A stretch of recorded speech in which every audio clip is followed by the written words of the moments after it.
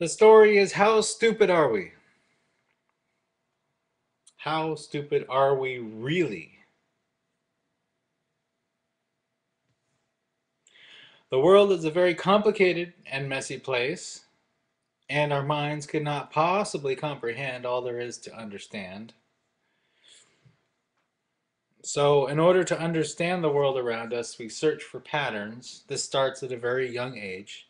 For example, as a small child experiencing the world for the first time, uh, you'll notice some objects are hard, very hard, and but these objects that are hard come in all different shapes and sizes, and they all have this one characteristic of being hard. And we come to know these things as rocks. And now, to say something is a rock is to put it in a very general category. And we know that not all objects that are hard are rocks, and actually, some rocks are kind of crumbly and sandy and stuff. And so it's kind of a generalization. It's a dumbing down of it. But we've taken something that's complicated and turned it into something that's very simple and easy to understand. And so that works. That's the kind of thing we need to do to survive. I mean, that's why our brains do this thing. Because if you didn't categorize things like that, then everything would be confusing and we'd be just going around like not understanding anything, and you'd starve to death right away. You wouldn't know a rock from a carrot or whatever. Um, so we need these patterns in order to survive in this world, and that's why we have them. But if we want to understand the truth, the real truth, we kind of need to get away from that a little bit, um, because in that dumbing down process of categorizing, my example is rocks, categorizing things like that, you lose you lose sight of what the real truth is, because even a rock isn't a rock. It's a collection of atoms of certain kinds that are arranged in a certain way, so that when you look at it from the big picture, because we're big compared to the atoms, when you look at the big picture and you look at this rock, it looks like a rock. But if you saw the atoms inside, you wouldn't know it was a rock. Um, you wouldn't know it from, your own body. It would be atoms. You have the same atoms in your body as there are in a rock. Um, so even a rock isn't really a rock. It's just like a collection of atoms. And you could argue that, like, when you make a rule like that to say like hard objects are rocks, uh, if it doesn't hold true in all cases, then it's not really a rule. It's just kind of approximately what generally happens, or so we think. So we survive by having a dumbed down version of things. It's not really the truth, but it gets us through the day. It lets us determine that a carrot is probably something we can eat and a rock is probably something we can't eat. And generally that lets us survive. Um, but I got to wondering about, like, how wrong are we about things? Because we feel like we know what's going on. Like, you get older, right? And you get chemistry class in high school and they teach you about atoms and stuff. And then you realize, okay, a rock is made out of atoms. Um, now, now you feel smart, right? Like, oh, well, when I was a kid and I thought rocks were just rocks, now I'm smart because I know they're made out of atoms, right? But even still, you're wrong because the atoms are made out of other things that are even smaller. And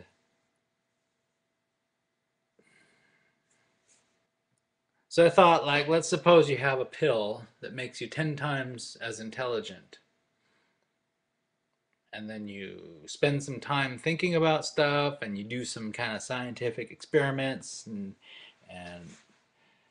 gain, and just in general, not just rocks, but everything, you would realize, oh, I was so stupid before. Now you're 10 times as smart, you realize that you were stupid before you took that pill. And then probably if you took another pill that made you even 10 times as smart as that, you'd realize that before taking that pill that you were really stupid. And I wondered how many levels of stupidity we have. Because with each of those levels of stupidity, you realize that the dumbing down of things to a way that we can understand means that we're really not seeing the truth. We think that we're seeing, well, mostly the truth. That's what we feel like, right? Like if you're wrong about something and you don't know that you're wrong about it, you feel like you're right. And if you think you know something, but you don't, but you think you know it, you believe you know it, you think you know it. And you don't realize that you're wrong until you find out the truth. And then finding out the truth and finding out that you're wrong is kind of painful and annoying, unfortunately. Um, so sometimes, even when people do find out the truth, they reject it and set it aside. Um,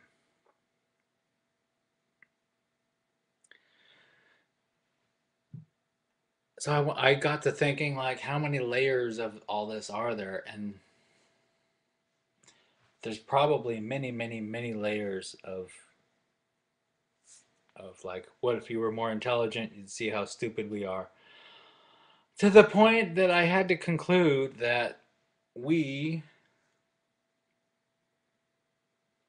even though we feel like we're smart, probably almost everything that we think we know is actually not true. So we think we know stuff and we actually don't. It kind of works for our approximation of things, but the real truth is different from what we believe. And I thought, what if I go a step further with this? There's probably things. Okay, so I have my conclusion that everybody's wrong about almost everything, which means there must be things that are true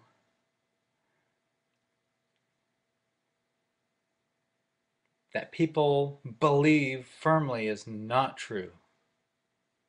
And it would be really hard to convince somebody of what the actual truth is, either because they're not intelligent enough or they just don't see it in their everyday lives, so it seems crazy. And one really good example is in quantum physics, the wave particle duality. If you're not familiar with that, you could look up Richard Feynman and the double slit experiment.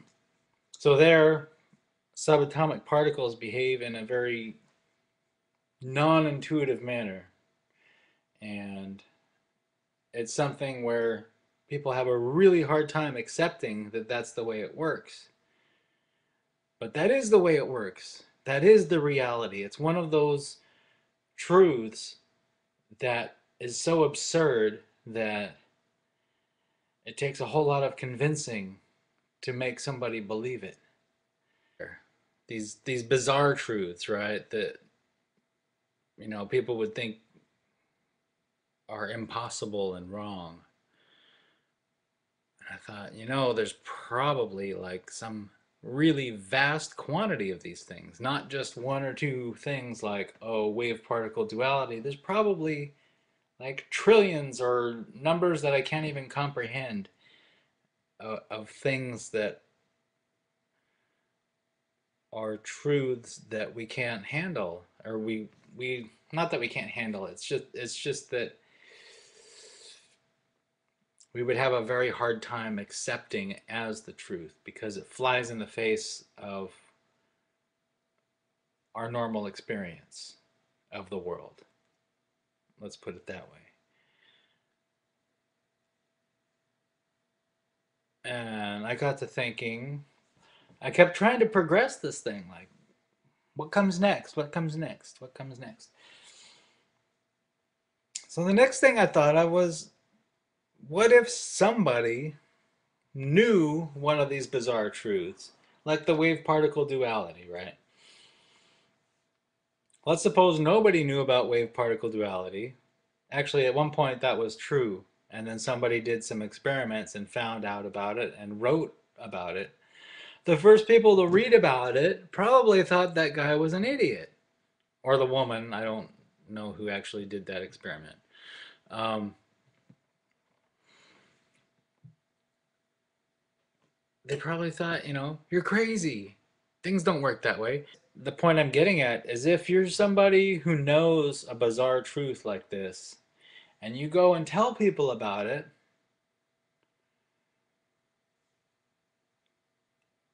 their reaction is going to be disbelief.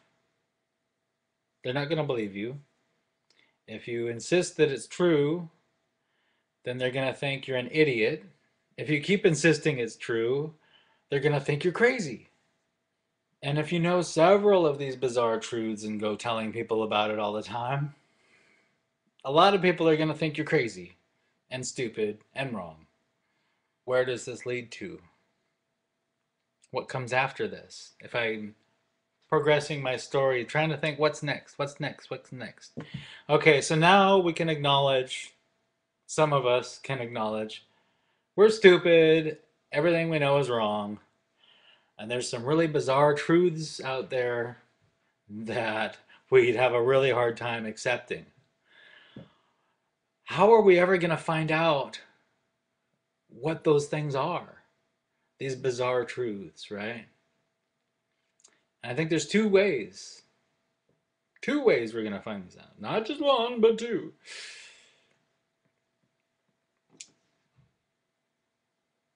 One of them is artificial intelligence. We have computers. They're dumber than a person. They're even dumber than a person. But they're really good at computing certain kinds of things.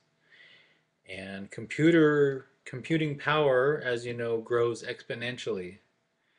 And so in the foreseeable future, there will be computers as smart as people. They probably won't think quite the same way as people because it's built very differently. But physicists and other kinds of scientists are going to use computers as an artificial intelligence to figure out how the world works, especially with physics, I guess. And they're going to come up with things that are those bizarre truths that people have a really hard time accepting as the truth. I would even predict that when, and I'm saying when, these computers, okay, they're going to get way smarter than humans are, right? As soon as it becomes as intelligent as a person, then you're going to have ones that are way more intelligent than people. And when they come up with these bizarre truths,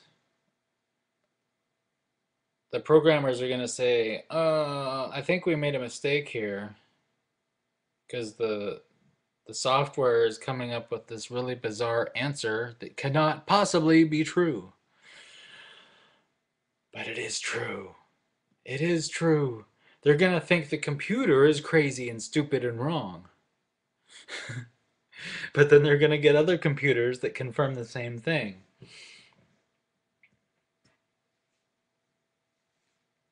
And we're going to get a lot of really really interesting things out of artificial intelligence once it progresses beyond human capacity and people give them the right kinds of questions and the right information.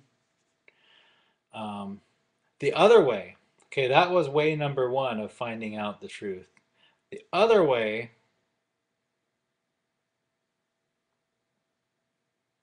the other way involves making use of one of those bizarre truths. And this is where I'm a little bit hesitant because it's where people are going to not believe me and think I'm crazy and all that. And I don't even believe myself. Um, I'm skeptical of this. Um, I'm sure you're familiar with psychic powers, right? You've heard of this.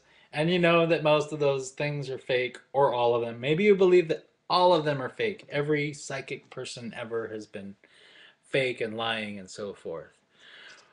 Well, I have reason to believe that some of those people are actually not fake. That they are somehow, and this is one of those bizarre truths, they're somehow picking up information in a way that we cannot understand and that we think has to be fake because it doesn't make any sense. Yet it happens anyway. And so some people who are truly psychic can pick up on these bizarre truths. And then when they go and tell people about them, people have the very predicted reaction of saying, "You're wrong, you're stupid, you're crazy." And actually, one of the reasons I mentioned this last part about the psychic power thing is not so much that I believe it personally, but um, I mean, I kind of do, but I kind of don't. I'm really skeptical about it. But a friend of mine um, does that stuff. There's probably a lot of people who do this stuff and have done it throughout human history. They may, in fact, some of these like psychic people. I hate using that word because it makes it sound fake. Um, Probably throughout history, some of those psychic people are actually the people who invented things that helped society become what it is, helped us survive, um, because they understood things that other people just couldn't have come up with. Um, so this friend of mine does some of that stuff. He does some other things that sound crazy too. Healing, uh, in a manner similar to Edgar Cayce. If you've ever heard about Edgar Cayce, then you know what I'm talking about. If you have not heard of Edgar Cayce and you're interested in this subject, you could look him up. Cayce spelled Casye.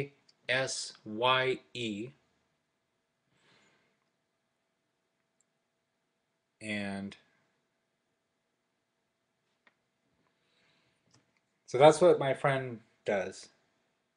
He has a little antenna out there, picks up information, tells you about it. He doesn't know if it's true or not. He's just telling you what he's picking up. And I don't mean to spam or advertise, but his name is Trout Rogers, and he gives like seminars um, on that subject of here's information that I picked up, and here's some healing and so forth.